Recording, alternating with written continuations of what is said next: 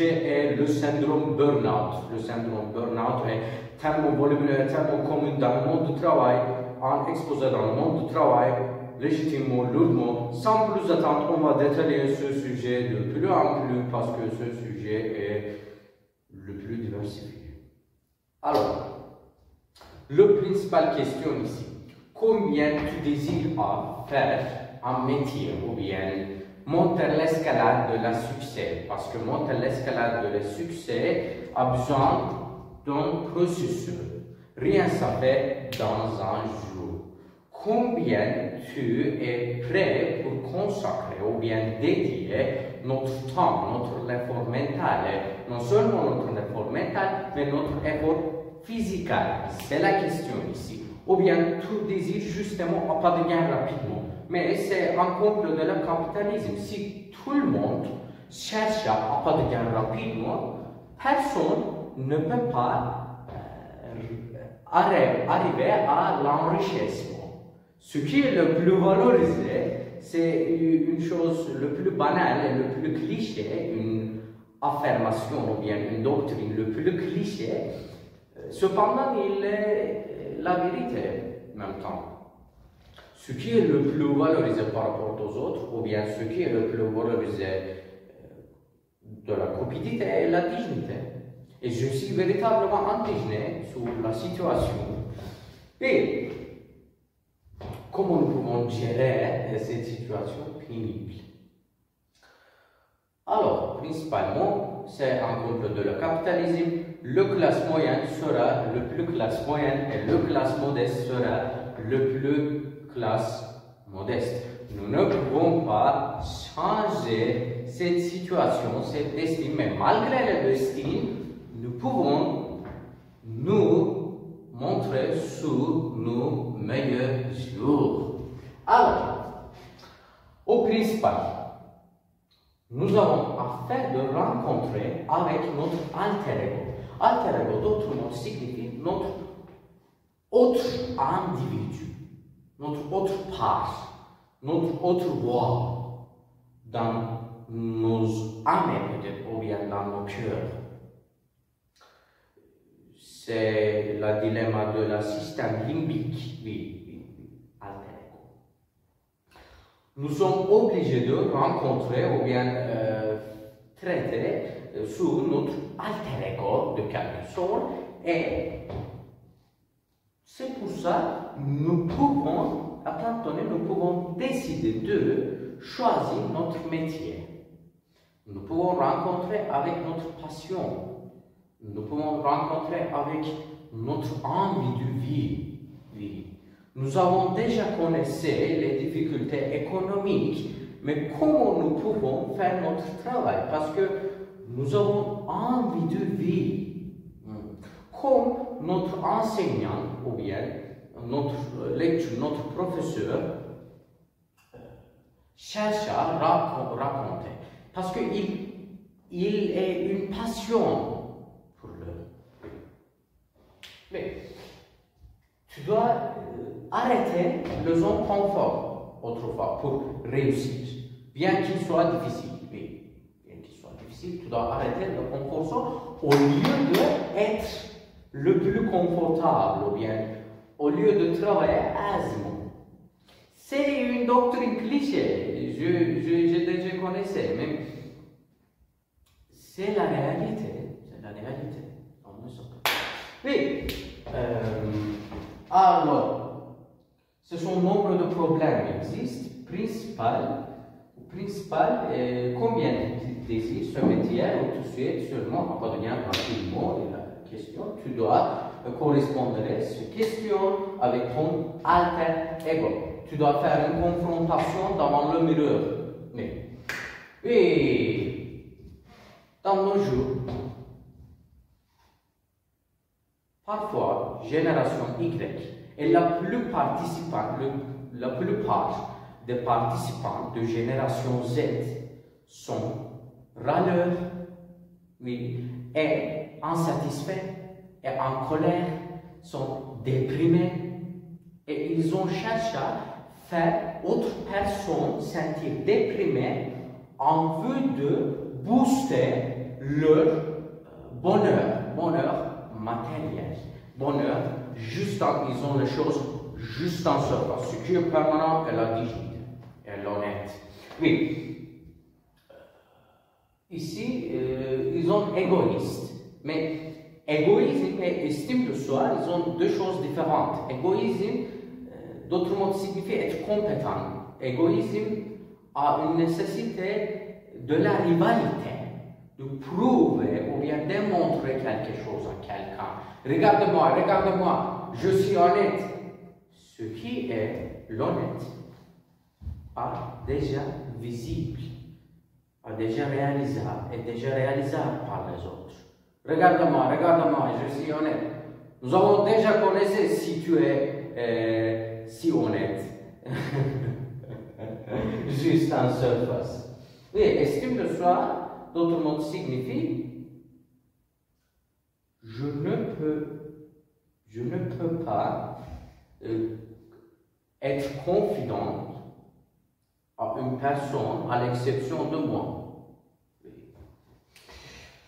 Parité, souci d'argent, inégalité, oui, dans le monde du travail, les femmes sont violentées non seulement physiquement, mais même temps psychologiquement. Le gaslighting existe.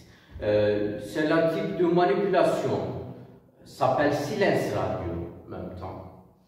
Créé la pro et le directeur, c'est la complot de la structure paternelle, parce que la structure paternelle dirigeait notre vie quotidienne. Et la structure paternelle, même quand néfaste, les hommes et le féminisme existent, non seulement on propose de protéger le droit des femmes, mais en même temps protéger le droit des hommes et des citoyens, comme Olympique de Gaulle a fermé dans les années 1700, spécifiquement en 1791, si je ne me trompe pas, la déclaration des droits entre les hommes, les femmes et les citoyens, le principal article est les femmes sont libres et demeurent égales avec les hommes.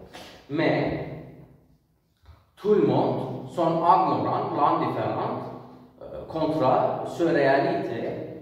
Étant donné la parité existe, considérons les hommes sont le plus durables et les hommes ont besoin moins congé par rapport aux femmes parce que les femmes ont affaire d'eux selon la structure paternelle, selon les préjugés, selon l'avis ou bien les avis dogmatiques. Les femmes considérées comme ils sont obligés de apprendre leur bébé au leur domicile, ou bien nettoyer leur bébé. Pourquoi les hommes ne pouvons pas? Parce que les hommes sont responsables justement dans le monde du travail. Ils ne tranchent pas. Et Hofstede a une déclaration qui s'appelle les 6 dimensions d'Hofstede, les 6 dimensions culturelles, et Hofstede fait un sondage culturel. Hofstede, autrefois, une psychologue américaine, et Hofstede a affirmé la distance hiérarchique ressemblait le paradigme hiérarchique dans la société médiévale au Moyen-Âge, le seigneur, le paysan, comme ça, ou bien la hiérarchie a fait grand bruit en Indie. Oui, elle ressemblait. Oui, travailleur a un secrétaire, le secrétaire soumisait le directeur et le directeur soumisait l'entrepreneur. Et le directeur cherche à faire une autorisation ou bien domination, créer une domination sur le travailleur. Et le travailleur crée une autorisation ou bien une domination sur les autres travailleurs. Les autres, c'est une circulation éternelle. Et étant donné, la plupart des travailleurs sont déprimés, en colère. Ils ont interrogé leur existence de vie, leur présence de vie. Pourquoi je suis existe, pourquoi la vie existante ne sait pas. Et considérons le congé paternel et le congé maternel, nous avons déjà parler. Les hommes sont plus durables et plus endurables, mais ils ont justement un avantage biologique, une division ou bien une chose diversifiée, variée entre le chromosome XX, XY, justement. Oui, ils ont les choses juste en surface. Ce qui est le plus bon, c'est être flexible. Mais les hommes peut-être être plus flexibles que les hommes considérant l'histoire, que les femmes considérant l'histoire, parce que c'est son nombre d'inventeurs étaient les hommes, comme Marconi, l'inventeur de la radio, ou bien comme Thomas Edison, oui, ou bien Nikola Tesla, ou bien Sir Isaac Newton. Sir Isaac Newton a fondé la loi gravité, oui.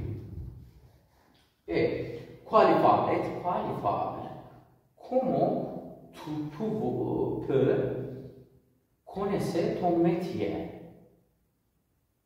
Comment tu peux connaître ton métier? Tu mérites la position ici, la promotion ici, ou bien dédommagation ici, dédommager.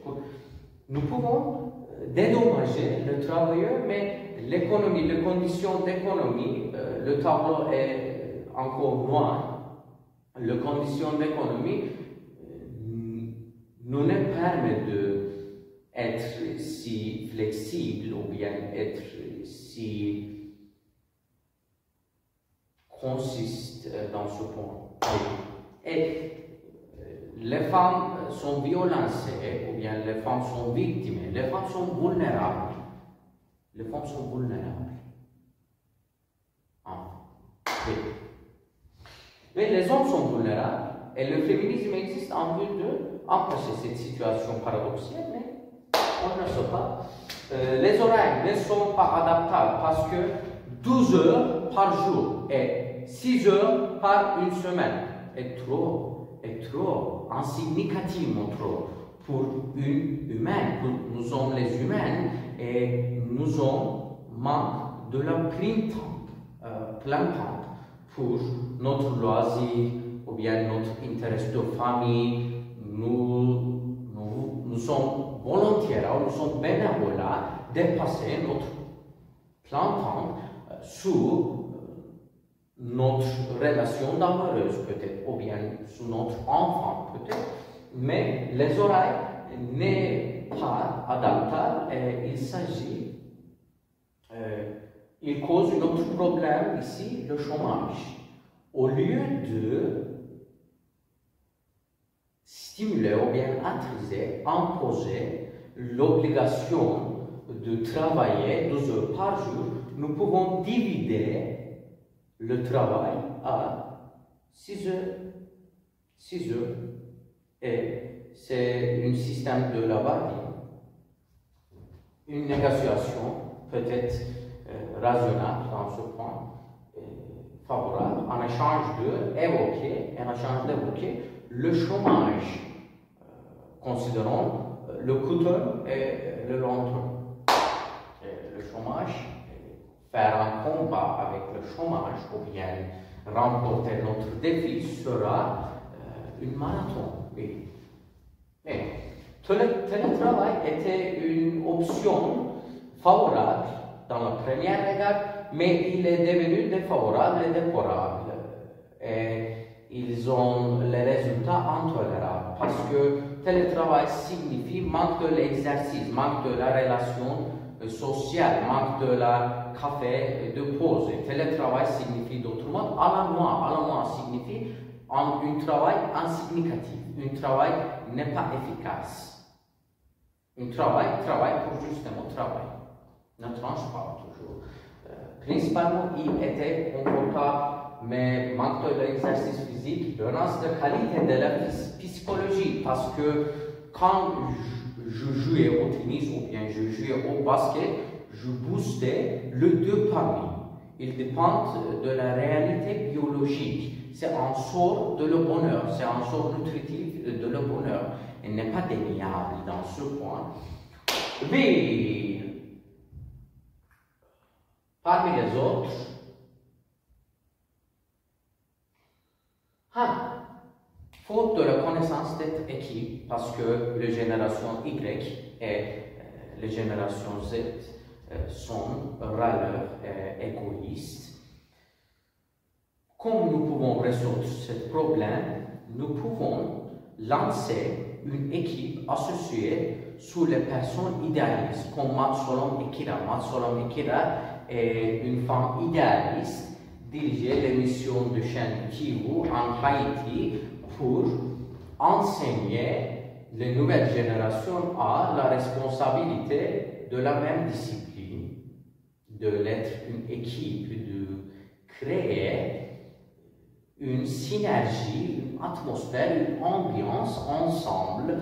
Et nous pouvons trouver ou bien compter les personnes qui sont déjà prêtes pour consacrer ou bien dédier, sacrifier leur effort mental, leur effort physique, leur temps en vue de entendre le problème des travailleurs, en vue d'empêcher les malentendus ou bien le maladroit. Mais il sera efficace.